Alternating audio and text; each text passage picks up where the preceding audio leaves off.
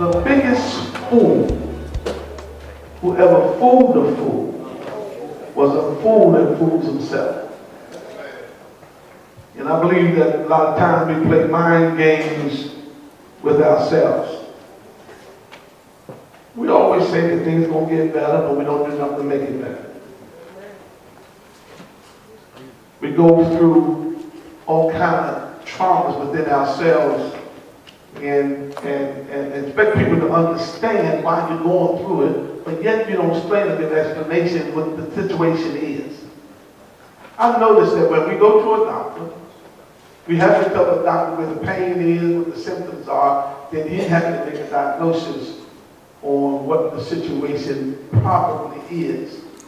That's why he's not sure, because he sent you to x-ray, he sent you to get an MRI, he sent you to get blood work, he sent you to get all kinds of stuff, because he's trying to come up with a diagnosis. He's trying to come up with what the problem is, what the situation is, which is unseen to the natural eye. Nobody can see inside of your body except they have the special equipment to do so. And things can appear to be one way, but on the other hand, it could be another way. There are some things and situations that come up because living with God in a deceitful world can be a difficult, lonely battle. Sometimes you're doing all that you can, trying to get it right. Sometimes you're doing all you can, trying to get yourself out of the slump. Anybody know what I'm talking about? You're trying to get up out of the slump financially. All of us at some point have made some bad decisions. And we got ourselves in some stuff not even knowing how we got in it. But while we were getting in it, we enjoyed it. We enjoyed the cruises. We enjoyed the airplane rides. We enjoyed all the amusement parks. We just enjoyed life. Not knowing a lot of times that we dug a hole for ourselves, and somewhere along the line, from all that enjoyment, we're going to have to pay a price. I want you to tell somebody that don't nothing come free. See, everything comes with a price. Praise the Lord. So at one time, amen, the great prophet Elijah felt so lonely he wanted to die. And here's the prophet that had all these people around him, but he was lonely. Is there anybody here ever been lonely? Come on, y'all can talk to me this morning. That makes me get through here a lot quicker. Anybody here ever been lonely? It's one thing to be lonely, but it's another thing to be lonesome. You can deal with loneliness if you don't understand. I mean, if you understand the word of God, you won't go into a lonely state. Because Jesus is always with you, because he made you a promise, and he will never renege on the promise. He said, I'll never leave you. How many know you can talk to him anytime? He don't tell you you're tired. How many know you can talk to the Lord? He'll never say, wait till I wake up. Praise the Lord. Because the Bible lets us know that he never sleeps and he never slumbers. Praise God. So he felt lonely and he wanted to die. But God told him that there are 7,000 other faithful people who have never bowed. Isn't it good to know that some other people ain't bowing? Isn't it good to know that there's some other people that are going through what you're going through, but they ain't giving up? Somebody, look at somebody and say, don't you give up? See, because the enemy's job is to make it look another way. He wants you to believe that God has forsaken you, that God himself has turned his back on you, that he don't hear your prayer, it ain't going to never get no better, I'm going to always be like this, it's always going to feel like this. I want you to tell somebody right now, stop kidding yourself. Praise God, but the God that we serve is a righteous God. We are never alone in our battle against evil. I don't care what you are going through, help me Lord. I don't care what you are going through, you are not in that battle by yourself. And I'm talking to some of the saints up in here right now. Praise God. You are never in this battle against evil by yourself. So when you feel alone, seek out other believers for strength. Somebody say for strength. And support. You can't expect people that don't know God to support you. Can I get a witness up in here?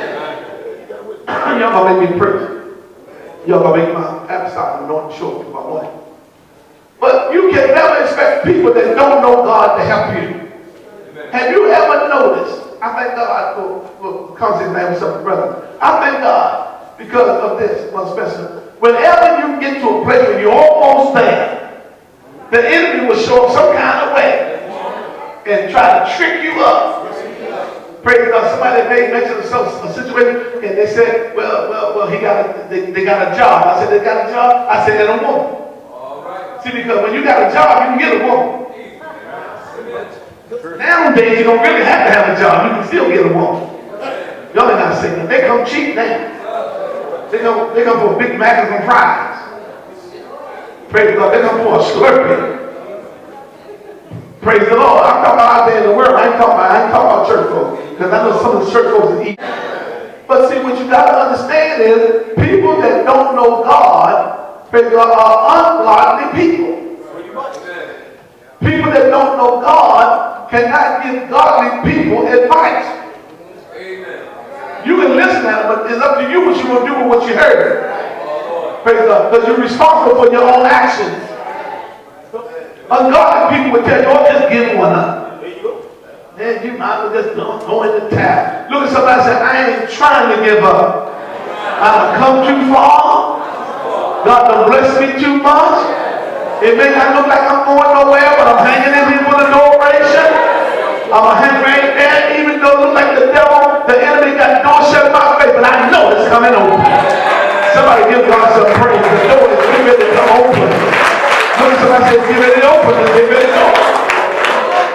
Praise God. So don't be deceived. We may be tempted to believe that lies are relatively harmless, even useful in time, but God does not overlook deceit. God don't overlook deceit. God can't overlook deceit. He don't overlook flattery and boasting. And each of these sins originated from a bad attitude that is eventually expressed in our speech. In other words, when something don't go the way that we want to, we will build an attitude. Somebody say amen. And I don't know what's wrong with a lot of African American women, because the majority of them I know got attitudes. Your brothers need to back me up, ain't you? The majority of them I know got attitude about something. Praise the Lord. They got attitude, but the sun ain't shining. Yeah, it ain't shining. Sun ain't shining. Yeah, it ain't shining. Too hot, too cold. This ain't right. That ain't right. Attitude. Look at somebody and say attitude. Now, I know y'all want to call me a chauvinist, but I'm not being a chauvinist. I'm telling you the truth. Because if you listen to people's conversation, every woman basically that I talk to got a problem. They'll never say, well, it's just blessed and I'm highly favored. Like you used to say years ago, I'm blessed and highly favored. They in the bathroom in there trying to jack somebody up. They on the phone trying to character assassinate somebody. I'm going to get them. You just wait, let her bring out. I'm going to pull all her tracks out. And her eyelashes and eyebrows too. Attitude. Look at somebody say attitude. So each of these signs originate from a bad attitude. So what happens, the tongue can be so, be our greatest enemy. Look at somebody say your tongue can get you in trouble. Though it's small, somebody get James chapter number 3, verse 5 and 6 real quick. Then we're gonna come right back there because I'm not gonna be long this morning because I want to get some rest before I preach this evening. Praise God. Is that all right? Praise God. I can do that on 65. Praise the Lord. Praise God. And you ain't gonna sit here for so long no way. Praise God. Amen. So our tongue, amen, that's small, it can be a great damage. In James chapter 3, it says, even so the tongue is a little member. Praise God. And it don't never stop working. It's even moving when you sleep. When you sleep, it's going. It don't never stop. It works active even while your brain is active. And both is great things. How? But behold, how great a matter a little fire kindled. Go to verse 6. As the tongue is a fire, a word of what? Iniquity. That word iniquity means sin. Y'all wake up and hear me now. It means sin. So is the tongue among our members. He's talking about church folks. Y'all following me now? Now, remember that it defiled the whole what? The whole church. Praise the Lord. And scattered and set it on fire the course of nature, and it is set what? On fire of what? Somebody say amen. I want you to tell two people, get the hell out of the church. People got hell in them. He just said it. Y'all laugh, but you say it at home, but you use it in a derogatory way. I'm talking about hell is real. But we need people got hell in them. So we need to let people know you ain't going to bring that stuff because you ain't going to cause me to go to hell. So what we need to do is get the hell out of the church. Stop fooling yourself. Stop kidding yourself trying to play like you something that you're not. Somebody say amen. Because you shout don't make you saved. Because you speak in others' tongues don't make you saved. Praise the Lord. Because you dance to the music don't make you saved. You got to repent and be baptized to be saved. Speaking in other tongues as the Spirit of God gives according to Acts chapter 1 and 2. Praise the Lord. So look at somebody and say, I feel like shouting. But I want another person to tell you, you ain't saved because you shout. I want you to look at somebody on that car right now. Y'all look up here, and I want you to look at each other and say, you ain't saved because y'all sang this morning. Or y'all can't hit that high note now, can you? Praise the Lord. Tell them again, say, you ain't saved because you sang this morning.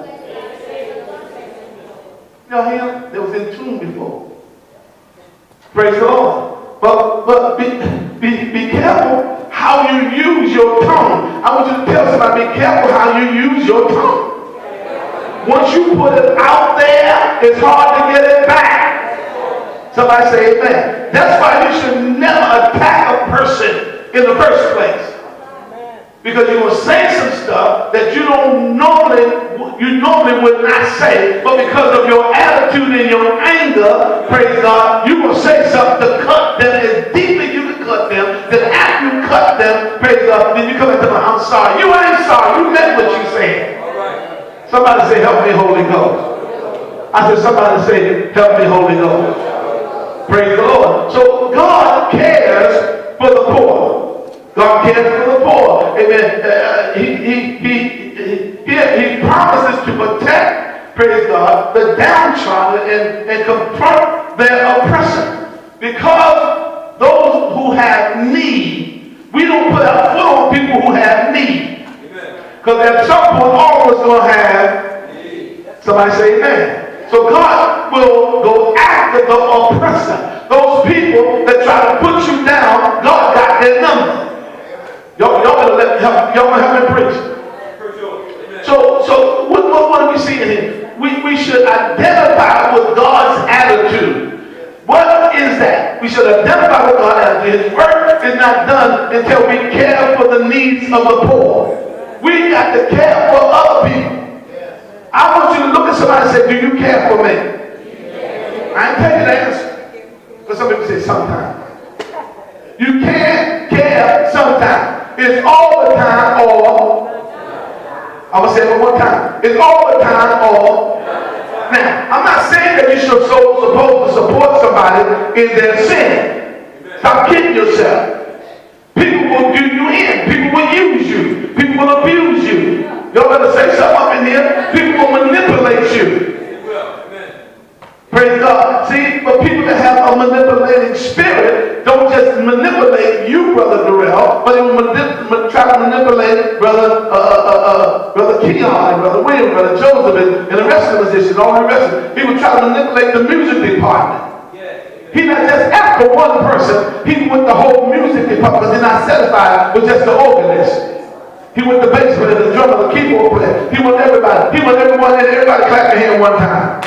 He wants everybody to just clap their hand. That's who he wants. He is a manipulator. It looks like he's after Elder Forward, but the whole time he's after me. All right, yeah. He looks like he's after your child, but the whole time he wants to bring you down.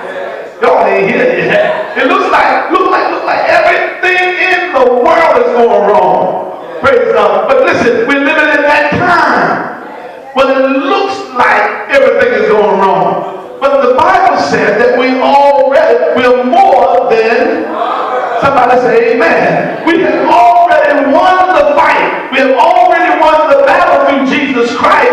All we got to do is believe in and trust him. Somebody say amen. I dare you to shout, I will not be defeated. Say one more time, I will not be defeated. Somebody give God some praise up in here. I said, somebody give God some praise up in here. I said, somebody give God some praise. Go ahead, get your little sleep off, but give God some praise up in here. Praise God. Because when we look at Psalms, praise God, we got to look at it in its entirety. We can't look at it just basically. We got to look at it dramatically and see exactly what's being said throughout the psalm. Praise God. Because psalm is a song of praise to God as our creator, as our sustainer, and our redeemer. Praise is recognizing, appreciating, and expressing God's greatness. Is everybody here to know that God is great? I want somebody to recognize God's great. Shout hallelujah.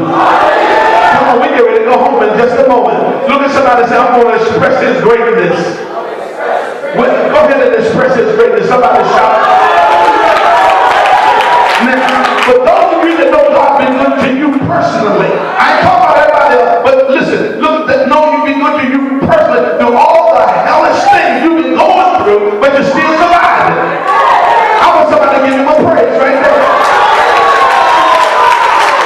I want somebody to give him a praise. I almost gave up, but I can't give up because God been too good. Somebody say, help me, Holy Ghost.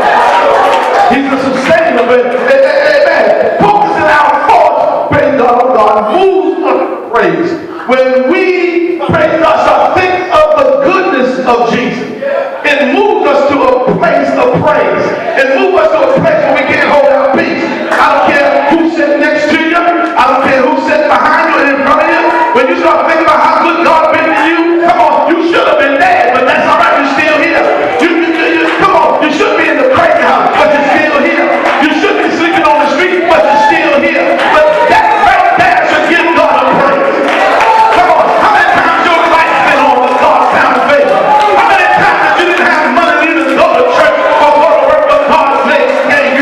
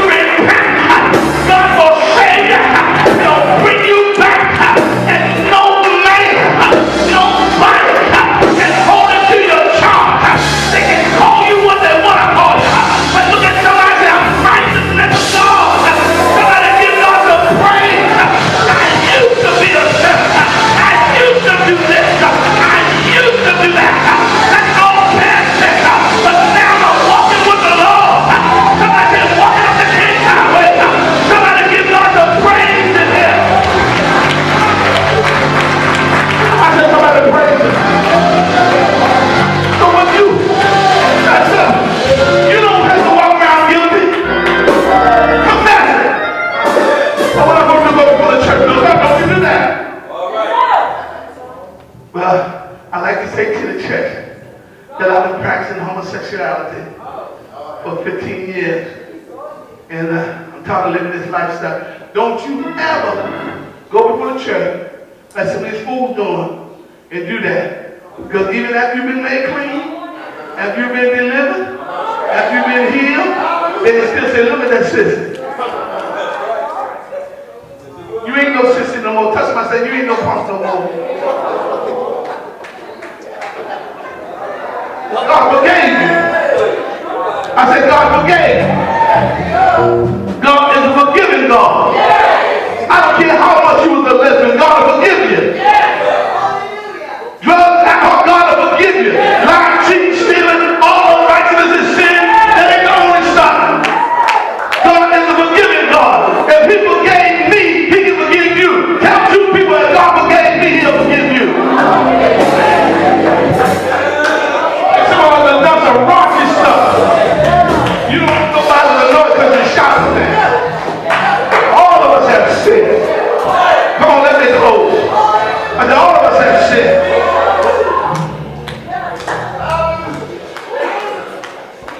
I'm not going to alienate myself because I've done something wrong. I'm going to get it right with God, and you can think what you want to think. Anybody here know you've been forgiven? I want to ask you one more time. Anybody here know you've been forgiven? I want you to lift your hands and turn around and smile and say, I've been forgiven. And tell me, I don't care what you think, I've been forgiven. Because there's always people looking for some bad stuff. Always somebody looking for some bad stuff in you. I am not the person I used to be. Somebody give God some praise up in here. Anybody can mess up. Anybody can make mistakes. Anybody can fall. Anybody can fall and hit. But when God lifts you back up, walk in faith. Walk in righteousness. Walk in it. Don't you let no nigga hold you down. Don't let nobody hold you back. Somebody says, stop kidding yourself. We are grateful to God for His personal concern. How many are grateful for His purpose?